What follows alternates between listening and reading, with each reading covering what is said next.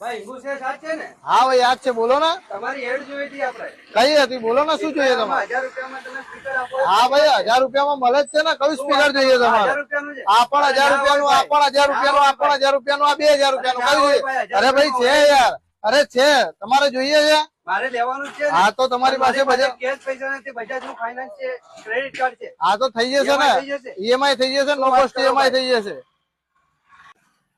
ભાઈ જો તમારે પણ આવા હોમ થિયેટર જોઈએ છે, સારા અને સસ્તા હોમ થિયેટર જોઈએ છીએ. હરેક કંપનીના આપણા પાસે હોમ થિયેટર અવેલેબલ છે. Bajaj finance, IDFC finance, credit card તમે યુઝ કરી શકો છો.